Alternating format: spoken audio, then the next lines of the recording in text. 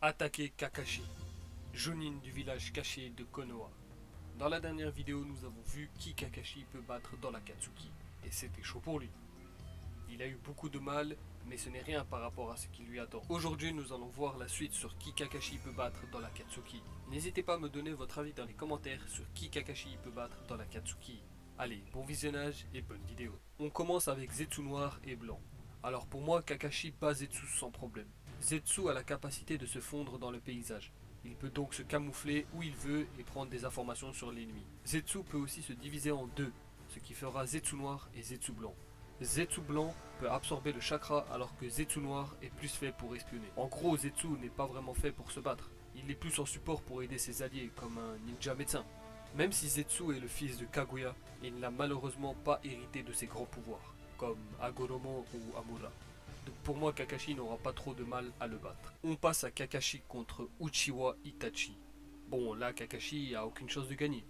Itachi le bat à plat de couture. Il est bien plus fort que Kakashi, il maîtrise mieux le Sharingan, a des genjutsu très dangereux, surtout le Tsukuyomi, en plus de l'Amaterasu, une flamme qui ne s'éteint jamais sans avoir consumé son adversaire. Je ne vois vraiment pas comment Kakashi pourrait le battre, sans compter que Itachi a le Susanoo. Même si Itachi est malade, ça ne va pas lui poser trop de problèmes. On l'a bien vu dans leur premier combat. 最後奴の目を見るなあれとやり合いのはおそらく車輪ガンを持つ者だけだこの特別な車輪ガンの同日現実つくよみは破れないサスケあれか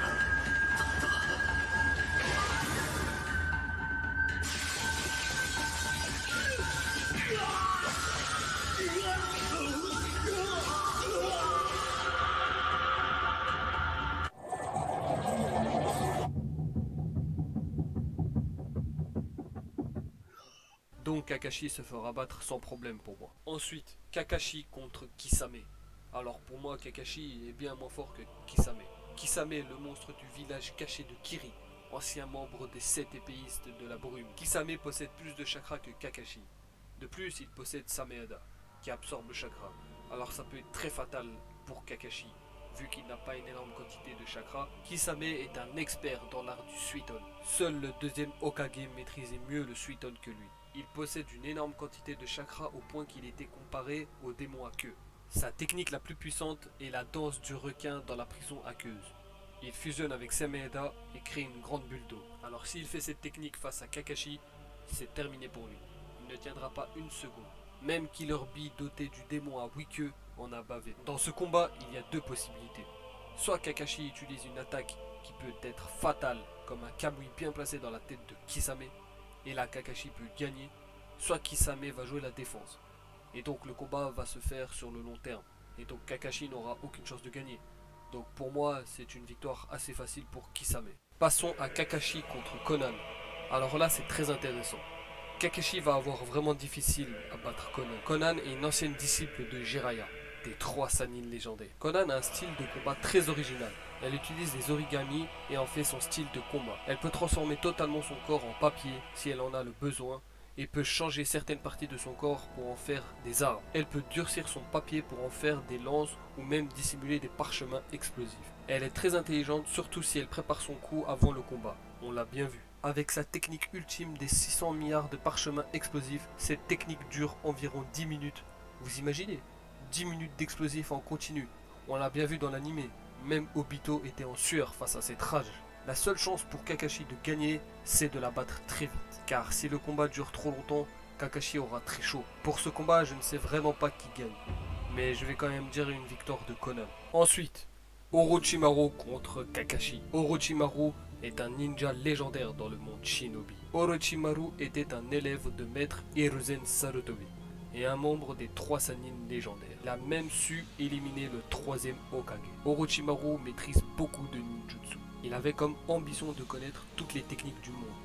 Mais avec une seule vie, ce n'était pas possible. Alors il a créé un jutsu d'immortalité qui lui permet de changer de corps avec un autre quand il en a envie. En faisant cela, il pouvait avoir la puissance de la personne et la vie qui lui restait. C'est pour ça qu'il voulait le corps de Uchiwa Itachi, pour avoir le pouvoir très puissant des Uchiwa. Mais cela ne s'est pas passé comme prévu.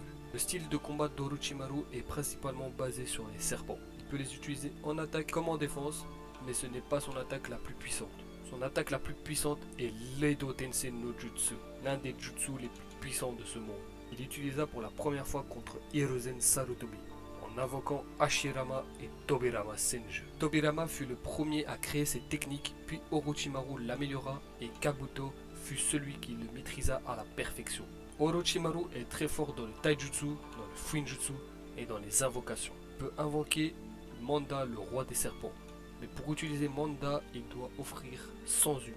Il possède une très grosse régénération, donc même les attaques très puissantes de Kakashi ne pourront pas lui faire trop de mal. Tout ça pour dire que Kakashi n'a aucune chance de battre Orochimaru. Et maintenant on va passer par leur leader, Pain Rikudo. Alors là c'est très facile de savoir qui gagne ce combat. Kakashi ne peut battre en aucun cas le chef de l'Akatsuki, qui est le plus fort de l'organisation. De par sa puissance, il a pu diriger un groupe complètement fou et dangereux. Il utilise le plus souvent le Shinra Tensei et le Panshu Tein, des techniques très dangereuses. Shinra Tensei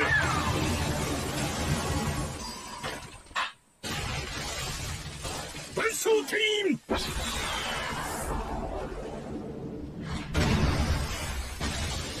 Il les utilise à l'attaque mais aussi en défense, ce qui le rend très dur à battre. Mais son attaque la plus puissante est le Shibaku Tensei, ou la naissance de l'astre divin. Shibaku Tensei.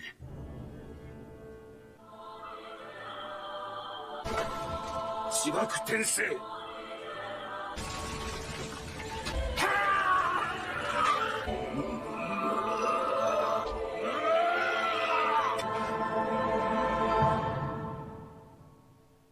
Le seul moyen de contrer cette technique est de détruire la sphère au centre, mais il faut avoir une grosse force de frappe pour ça. On l'a bien vu, il aura fallu Naruto, Itachi et Killer Bee pour la détruire.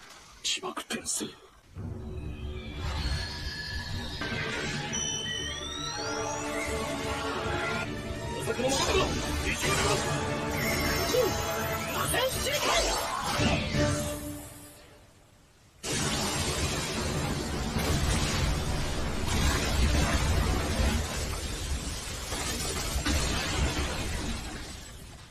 Kakashi n'a pas la force de frappe nécessaire pour la détruire.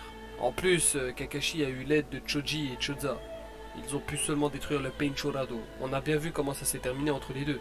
Kakashi ne peut absolument pas gagner ce combat. Et pour finir, Kakashi contre Uchiwa Obito, le chef de l'ombre de la Katsuki. Alors dans ce combat, Kakashi n'a aucune chance de gagner. Obito est au-dessus de Kakashi dans quasiment tous les domaines, que ce soit le Genjutsu, Ninjutsu ou autre. Kakashi est en dessous dans tous les domaines. Alors déjà, Obito Uchiwa a été le disciple de Uchiwa Madara. Il a beaucoup appris de lui car en seulement quelques mois, il a dépassé le niveau Kage. À seulement 14 ans, il a pu mettre sous son contrôle Kyuubi, le démon renard à 9 queues, et a bien tenu contre Minato Namikaze. À seulement 14 ans, il n'était pas loin de détruire tout Konoha. Obito a su renforcer son chakra grâce à Zetsu Blanc, ce qui lui donne un très gros avantage face à Kakashi. Et oui, car grâce à Zetsu Blanc, Obito peut se permettre d'utiliser plus de chakras qu'il en a. Obito a su maîtriser toutes les natures de chakras, mais celle de son sang est le Katon. Grâce à Uchiwa Madara et les implantations qu'il lui a faites, Obito peut utiliser le Mokuton. On a bien vu ce qu'il a pu faire avec son Mokuton.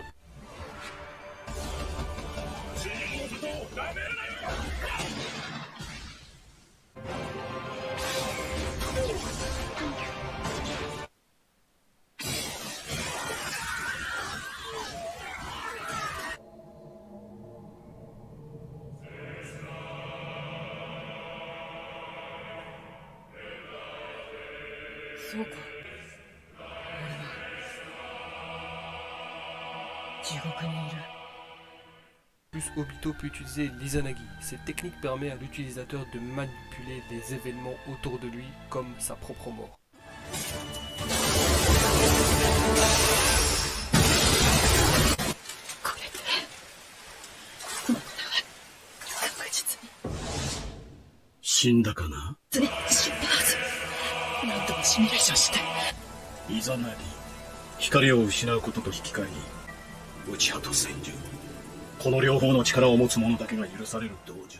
Le pouvoir du Mangekyou Sharingan d'Obito est le Kamo, qui lui permet de partir quand il veut dans sa dimension ou d'envoyer quelqu'un dans cette dimension. Ou il peut utiliser le Kamui sur lui-même et il sera intouchable. Kakashi et Obito sont des gros rivaux, un peu comme Uzumaki Naruto et Uchiwa Sasuke. Après le décès de Rin, Kakashi et Obito vont tous les deux éveiller le Mangekyo Sharingan. Kakashi a obtenu la pupille droite de Obito, qui lui a offert avant sa mort comme un cadeau de guerre. La pupille droite de Kakashi permet d'utiliser le Kamui sur une longue distance, alors que la pupille gauche de Obito peut être utilisée sur lui-même et à courte distance, ce qui rend Obito intouchable. La seule personne qui fut capable de le toucher était Namikaze Minato, avec la technique du Hiraishin no Jutsu niveau 2.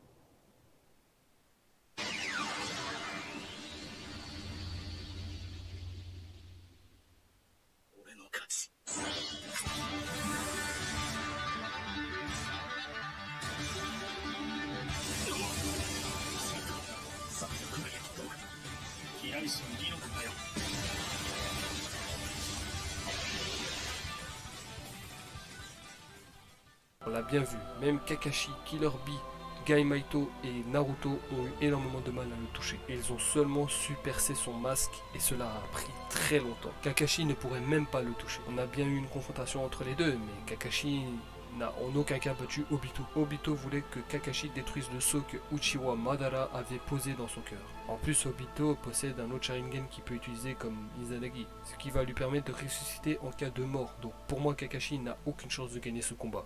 Uchiwa Obito gagne ce combat haut la main. Et voilà, nous avons terminé avec qui Kakashi peut battre dans l'Akatsuki. N'hésitez pas à me donner votre avis dans les commentaires sur qui Kakashi peut battre dans l'Akatsuki. Dans les prochaines vidéos, je vais continuer avec d'autres personnages dans le monde de Naruto. Je vais prendre les formes d'un autre personnage et nous allons voir qui il ou elle peut battre dans l'Akatsuki. Si vous avez des personnages en tête, n'hésitez pas à me le faire savoir dans les commentaires. N'hésitez pas à vous abonner et à liker. Merci d'avoir regardé cette vidéo. Allez, ciao!